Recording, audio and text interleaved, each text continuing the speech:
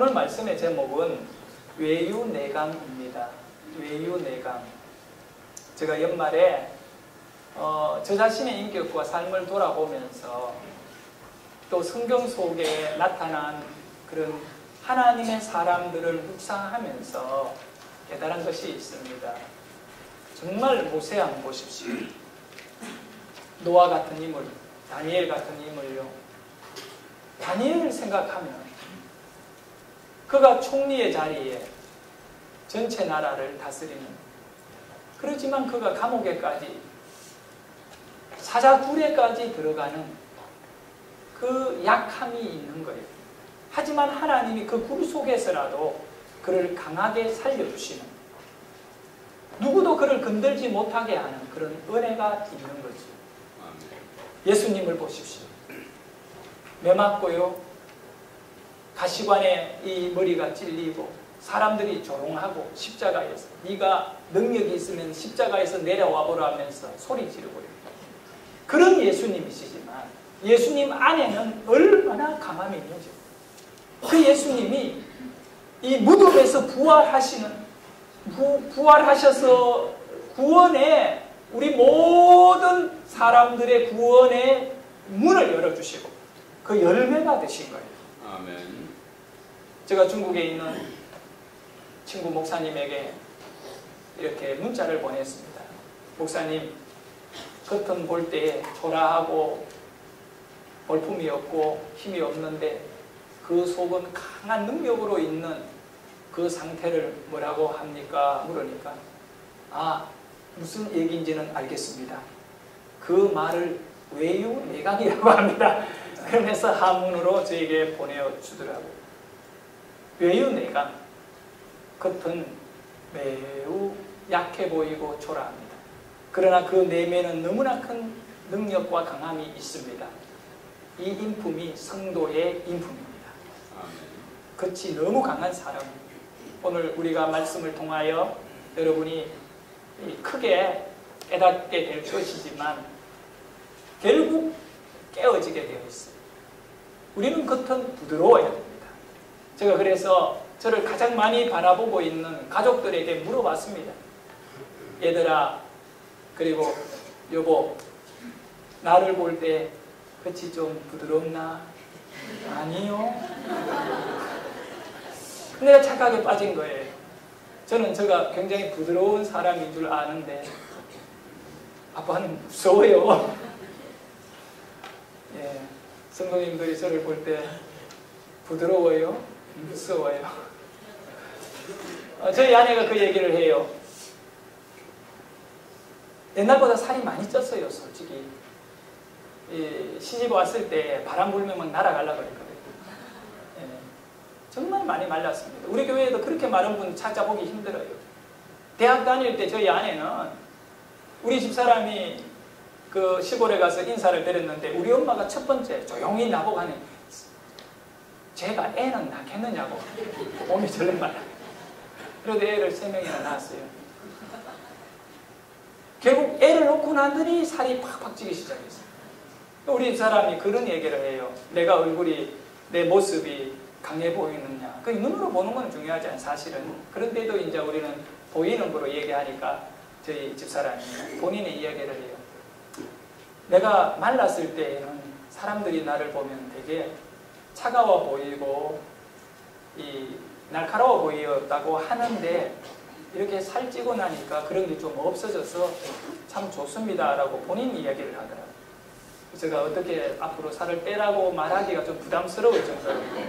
여러분은 어떤지 모르겠습니다. 외유내강. 우리 찬양 하나 같이 부를까요? 예, 약할 때 강함 되시니 211장. 오늘 발표 공부인데 이것도 찬양도 부르고, 예, 211장.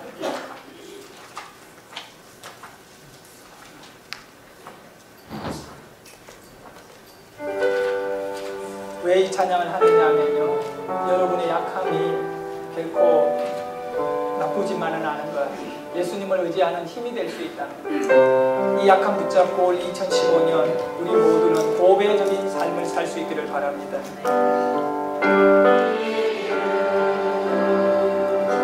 여러분, 예수님은 어린 양이라고 합니다. 그 어린 양이 얼마나 힘이 없습니까? 사자가 아닙니다. 곰이 아닙니다. 호랑이가 아닙니다. 예수님은 어린 양. 하지만 예수님 안에 강함은 전 인류를 구원할 만큼 하나님의 능력으로 가득 차 있습니다. 아멘. 오늘 모든 인생은 약함과 강함 사이에서 강한 쪽으로 들어가고 싶어 몸부림치고 있는 이 인생들의 모습 속에서 과연 희망이 있는가? 여러분은 약할 때 스스로가 불행하다고 여겨집니다. 본인이 조금만 강한 걸 갖고 있으면 그것 갖고 뭔가를 내세우고 그걸 갖고 다른 사람 앞에 자기의 존재 의미를 부각시키려고 합니다. 우리의 강함은 신뢰할 수 없는 것임에도 불구하고 그거 의지하여 살아가는 인생이 많이 있습니다. 누가복음 15장에 보면 매우 강한 한 인물이 등장하는데 아버지로부터 자기에게 돌아올 유산을 달라고 아주 당당하게 강하게 말하는 아들이 있습니다. 아버지가 어쩔 수 없이 아직 죽기도 전에 그 아들에게 돌아갈 유산을 줬지만 그 아들은 그것을 갖고 자기는 확신했습니다. 그는 너무 강했습니다. 나는 먼 나라에 가서 사업을 해서 큰 성공을 해서 지금 아버지보다 10배나 100배나 더 부유한 삶을 살 것이고 더 큰 영향력을 갖고 더 넓은 삶의 환경에 주역이 되겠노라고 그는 그의 강한 심령을 의지하여 먼 나라로 떠났습니다.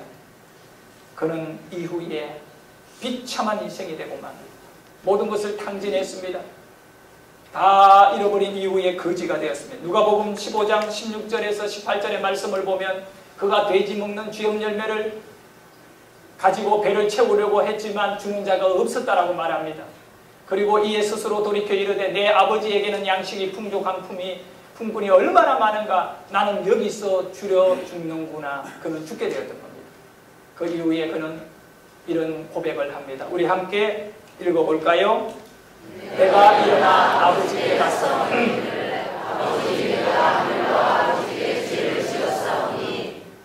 스스로가 죄인의 의식을 가지게 되는 거지요. 아버지를 떠날 때, 그 강할 때는 아버지에게 돌아오고 아버지에게 이 머무는 것이 축복인 줄 몰랐습니다. 그러나 그가 모든 것을 잃어버리고 약한 자가 되었을 때에 아버지에게 돌아와야 살 수 있다고 그렇게 깨닫게 되는 것이지요. 아멘.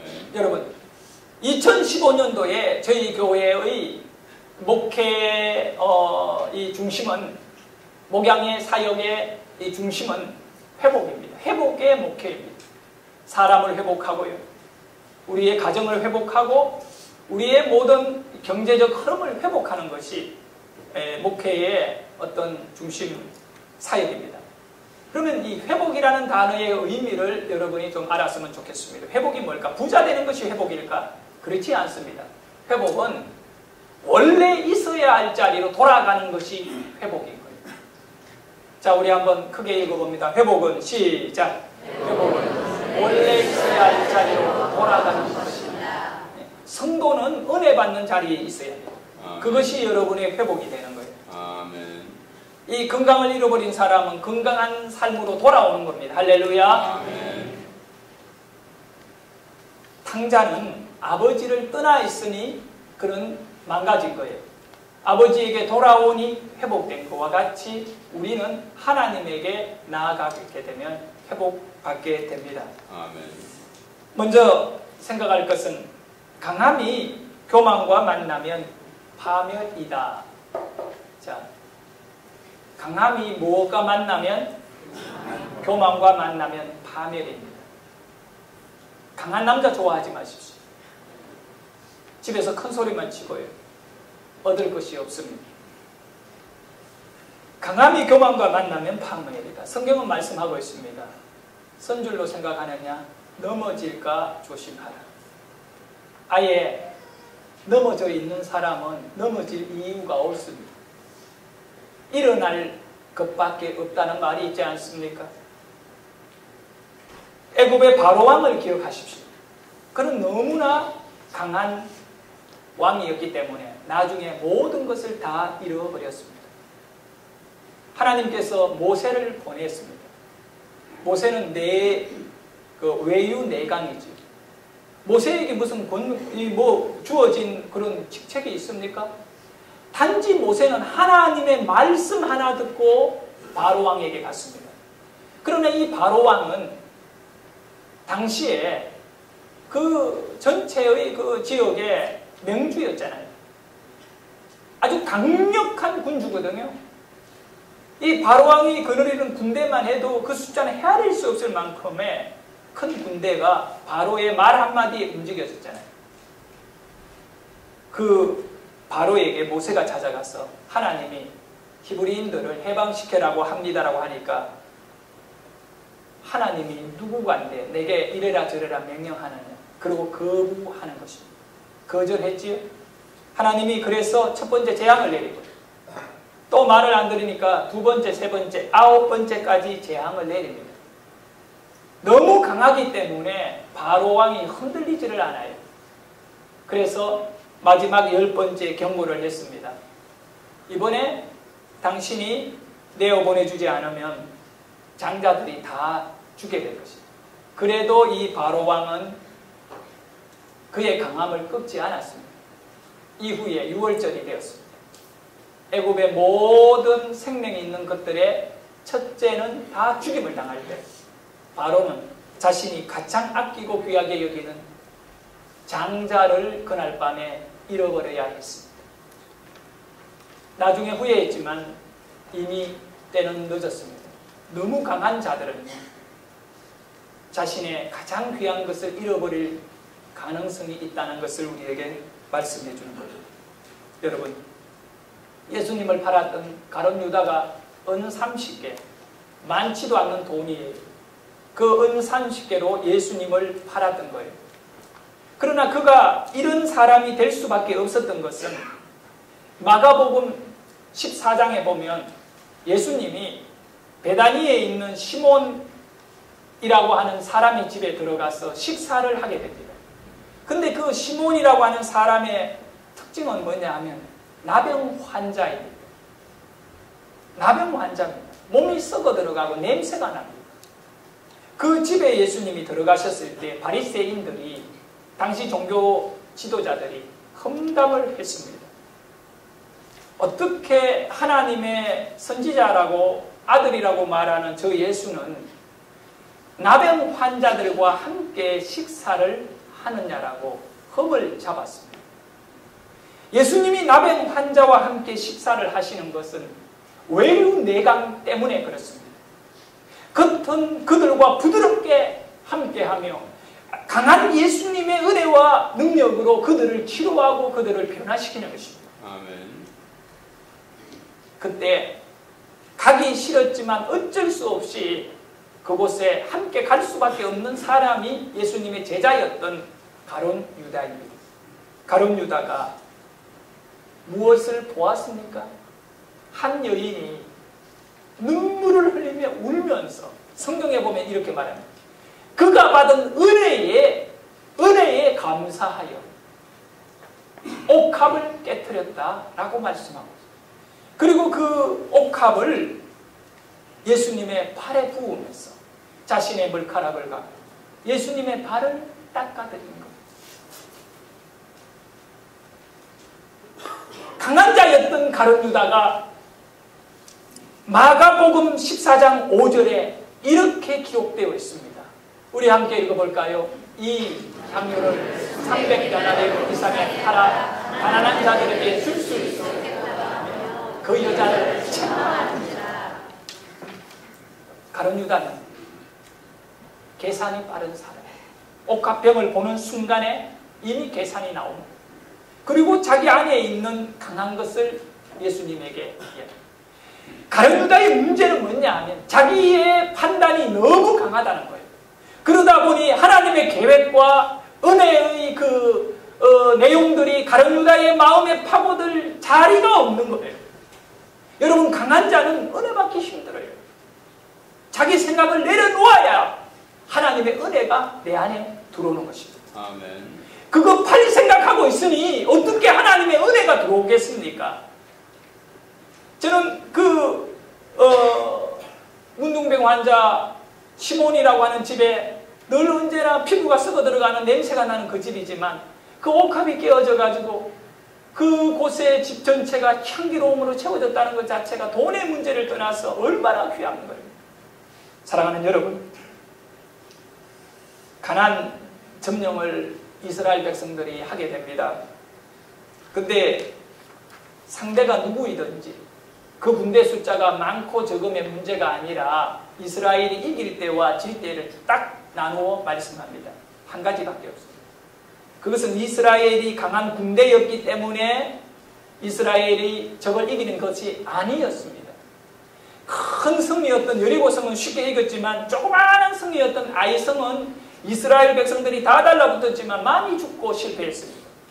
성경이 우리에게 말씀해주고자 하는 것은 하나님 앞에 순종하고 철저하게 하나님을 의지해 나갈 때 그들은 그들의 적이 어떤가 상관없이 이겼지만 그들이 하나님 앞에 불순종하고 교만했을 때에는 그들의 적이 아무리 약하다 할지라도 그들은 패하게 돼요. 이스라엘은 패한다는 겁니다. 이런 시대를 마무리하고 사사시대가 접어들었습니다. 사사시대라는 것은 왕이 없고 그 이스라엘을 통치하던 인물들이 하나님이 세운 사사들로 인하여 이루어졌습니다. 수백 년의 사사시대가 끝나고 이제 마지막 제사장 겸 사사였던 엘리라고 하는 사람이 다스리던 때의 이야기가 오늘 우리가 읽었던 본문 사무엘상 4장의 내용입니다. 엘리는 두 아들이 있습니다. 두 아들은 홈니와 비느하스입니다.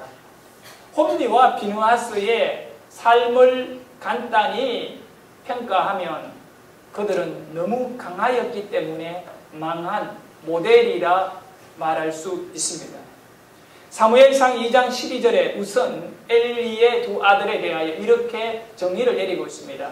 엘리의 아들들은 행실이 나빠 여호와를 알지 못하더라. 사실 이들은 제사장입니다. 하나님을 지식적으로 모르는 것 아닙니다.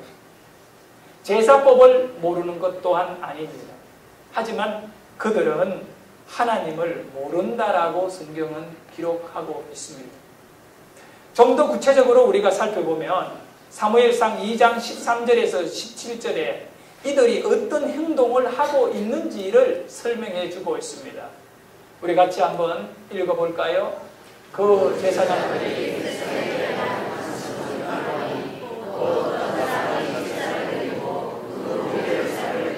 제사장의 사환이 손에 세 살 고물을 가지고 왔어 그것으로 남대나 소태나 가마에 찔러 넣어 갈고리에 끌려 올라오는 것은 제사장이 자기 것으로 가지되 실로에서 그곳에 온 모든 이스라엘 사람에게 이같이 할 뿐 아니라 기름을 태우기 전에도 제사장의 사환이 왔어 제사 드리는 사람에게 이르기를 제사장에게 구워드릴 고기를 내라. 그가 내게 삶은 고기를 원하지 아니하고 날 것을 원하신다 하다가 그 사람이 이르기를 반드시 먼저 기름을 태운 후에 내 마음에 원하는 대로 가지라 하면 그가 말하기를 아니라 지금 내게 내라. 그렇지 아니하면 내가 억지로 빼앗으리라 하였으니 이 소년들의 죄가 여호와 앞에 심히 크면 그들이 여호와의 제사를 멸시하였더라. 아멘.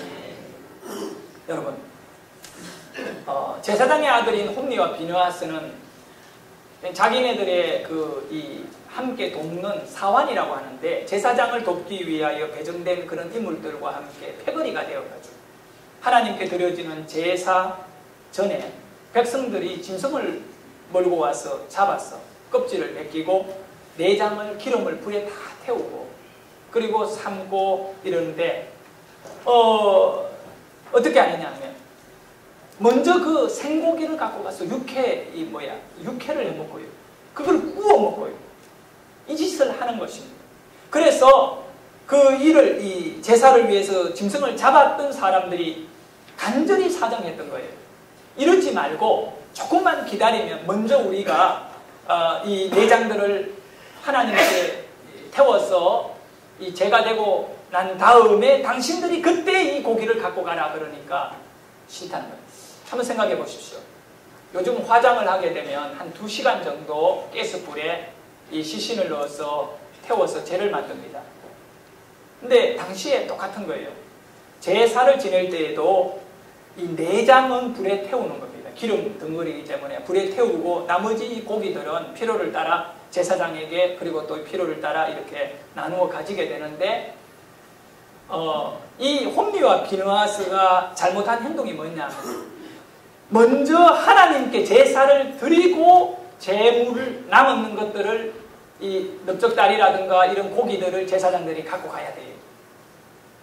그런데 하나님께 불을 태워 올려드리기 전에 먼저 이 싱싱한 고기를 먹겠다는 것입니다.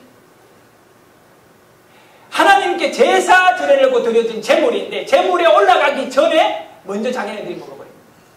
지금 백성들이 제사장 먹으라고 갖고 온 것이 아니고 제사 지내려고 갖고 온 건데 그 제사의 본질인 기름을 태우기 전에 먼저 갖고 간다는 거예요.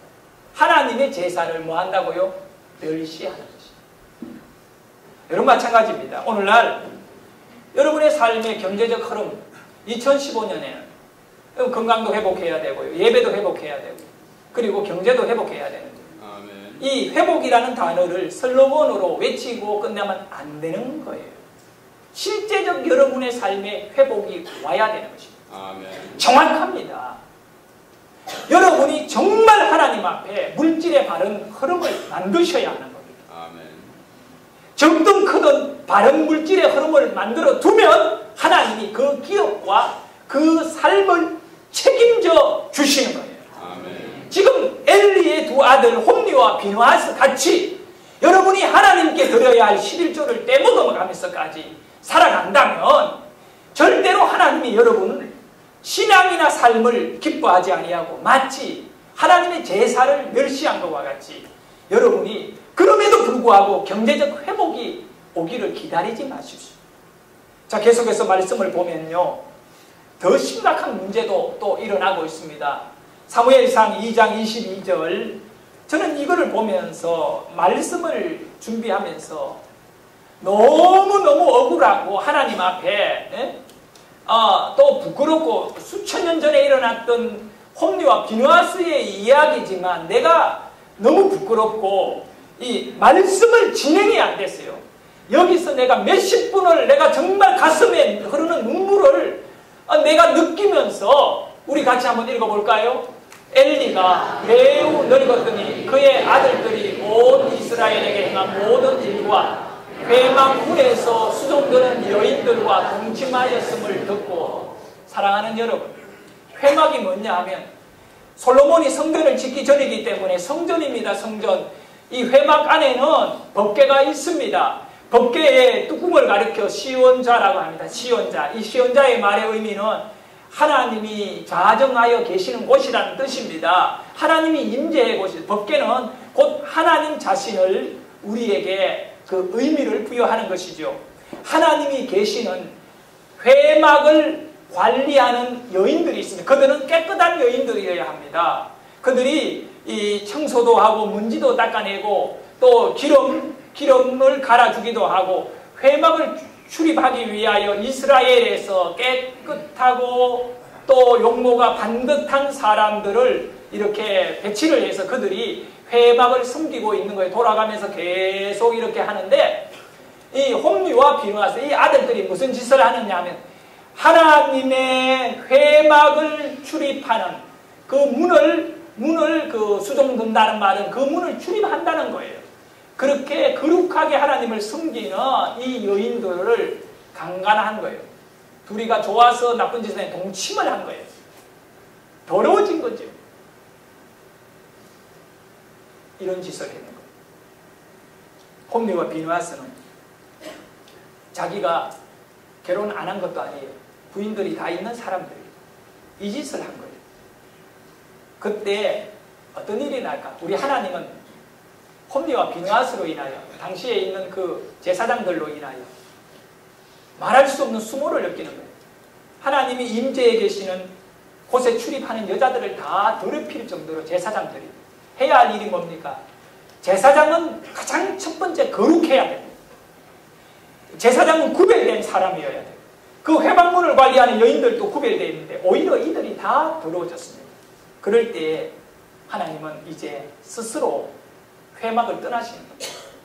스스로 그 회막을 버리고 다른 곳으로 가시는데 어떻게 되었느냐면 블레셋 군대가 이스라엘을 쳐들어왔습니다. 이스라엘 군대가 홈리와 비느하스가 제사장이고 통치자의 그 아들들이기 때문에 군대를 끌고 전쟁터로 나갔습니다.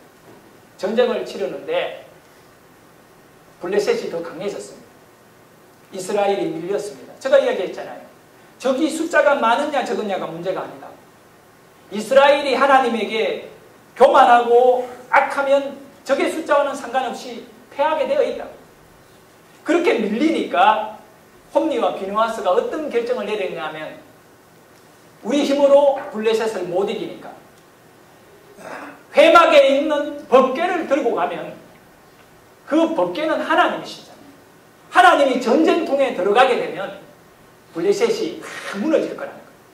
그래서 제사장들이 법궤를 메고 전쟁터로 들어갔습니다. 그때 블레셋 군대가 깜짝 놀랐습니다. 놀래서 이제 어떻게 해야 되나 염려하고 그들이 우왕좌왕 헤맸습니다. 그런데 결과는 달랐습니다. 블레셋이 이스라엘을 이기고 법궤를 빼앗아 가지고 자기 나라 가지고 가버렸습니다. 가드로 가버렸습니다. 그리고는요 그 법궤를 블레셋 사람들이 숨기는 아스도스라고 하는 신전 안에다가 그 이방의 신전 안에다가 법궤를 잡아넣는 비참한 일이 일어났지만 그날 밤에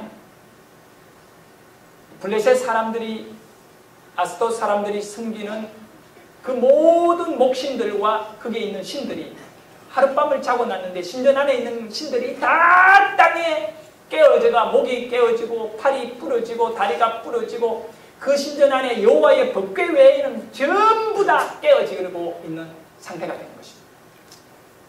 제가 결론적으로 여러분에게 말씀드리고 싶은 것은 이겁니다. 우리는 회복의 은혜, 하나님께로 돌아가야 됩니다. 아멘. 우리가 있어야 할 곳은 하나님이십니다. 아멘. 그런데 홈리와 비느하스와 같이 자기의 강한, 그러니까 홈리와 비느하스는 이 당시의 통치자의 아들들이기 때문에 겉으로 얼마나 강합니까? 그럴수록 더욱 겸손하게 하나님을 섬기는 일에 구별되고 성별해야 되는데 겉으로는 강하지만 속은 썩었다는 거예요. 거꾸로 간 거지. 그런 결과로 인하여 죄를 짓게 된 것입니다. 그들의 홈리와 비느하스의 심령 안에 하나님이 떠나시니까 결국은 하나님은 그 이스라엘 땅 홈리와 비느하스가 돌보고 있는 이 회막에 하나님이 계시지를 않고 스스로 나가시는 겁니다. 자기의 거룩성을 스스로 확보하기 위하여 하나님은 더러워져 있는 사람들의 환경에서 떠나시는 거예요. 그들은 버림받는 것이거든요. 하나님께 버림받는 것이거든요. 사랑하는 여러분, 만약에 우리의 죄와 허물이 우리가 너무 강하고 내 생각이 너무 강해서 하나님이 내 안에 다스리시고 내 안에 이끌어 가시는 삶의 그 어떤 비전들이 오히려 다 상실되어 버리고 내가 정한 목표가 하나님의 비전인 줄 알고 내 중심적 삶을 살아가고 있을 때 하나님은 나를 떠나신다는 사실을 기억하셔야 하는 것입니다. 하나님이 떠나시면 끝장나는 것 아니겠습니까? 자, 우리 예수님이 어떤 분인가를 한번 돌아보기를 원합니다. 외유내강의 예수님, 이사야 53장 2절에 보면 구약성경 이사야는 이렇게 말씀하고 있습니다. 그는 주 앞에서 자라나기를 유연한 순 같고 마른 땅에서 나온 뿌리 같아서 고운 모양도 없고 풍채도 없은즉 우리가 보기에 흠모할 만한 아름다운 것이 없도다. 우리 예수님의 모습입니다. 그리고 예수님은 결코 사람들을 압도할 만한 위풍당당이라는 말이 있지 않습니까? 이런 거 없었습니다. 이사야 53장 7절에는 이렇게 말씀하고 있습니다. 우리 같이 읽겠습니다. 그가 곤욕을 당하여 괴로울 때에도 그의 입을 열지 아니하였으며 마치 도수장으로 끌려가는 어린 양과 틀 깎는 자 같아서 잠잠한 양같이 그의 입을 열지 아니하였도다. 예수님은 도산장에 끌려가는 어린 양과 같이 십자가에 죽으실 때 반항 한번 하지 않으시고 그대로 십자가에서 생명을 내어 놓으셨습니다. 하지만 우리 예수님으로 인하여 우리 모두는 구원을 받게 되었습니다. 블레셋 사람들이 이 하나님의 법궤를 다곤의 신전에 넣어두었잖아요. 그렇게 했더니 사무엘상 5장 2절에 이런 말씀이 있습니다. 한번 볼까요? 블레셋 사람들이 하나님의 궤를 가지고 다곤의 신전에 들어가서 다곤 곁에 두었더니 5장 9절 봅시다. 시작. 그것을 옮겨간 후에 여호와께서 심히 큰 환난을 그 성읍에 더하사 성읍 사람들의 작은 자와 큰 자를 다 쳐서 독한 종리가 나게 하시니라. 네.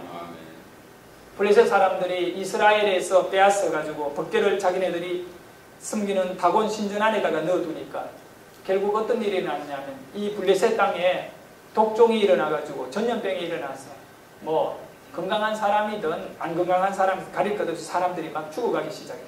그래서 그들이 심각하게 고민하게 됩니다. 이러다 우리 다 죽겠구나. 법궤를 돌려보내자. 이스라엘로 돌려보내자. 그래서 사무엘상 6장 12절 읽겠습니다.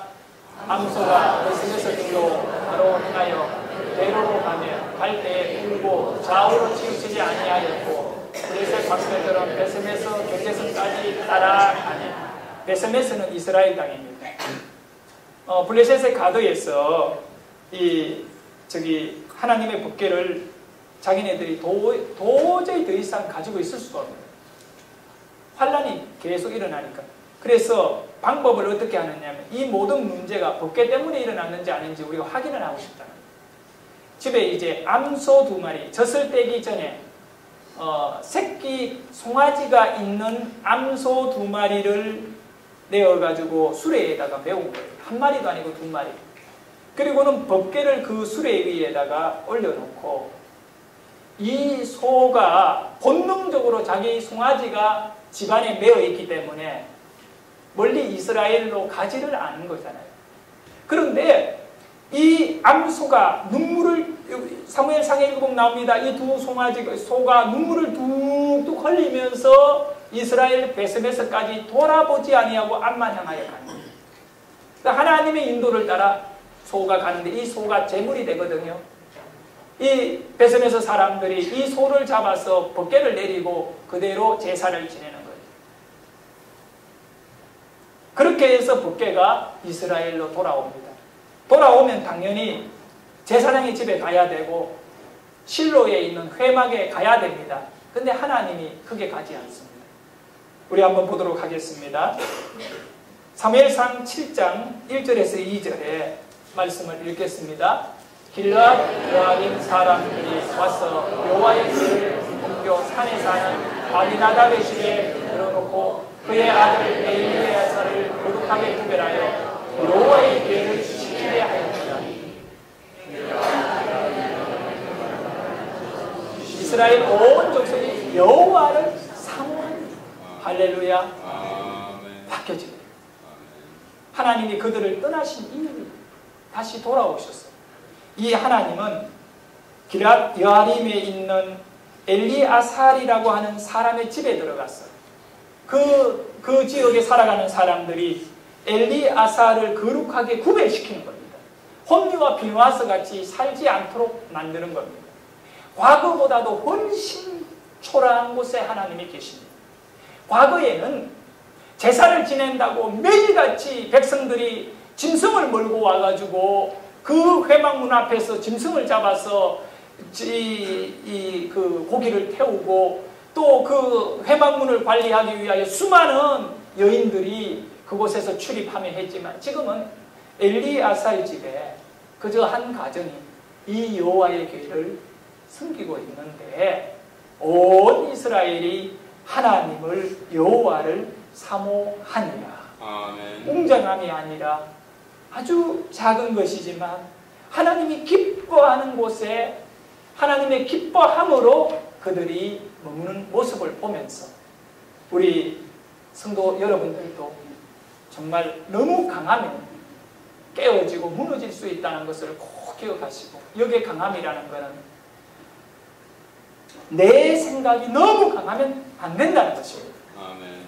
외유 부드러울 줄 알아야 됩니다. 내 강.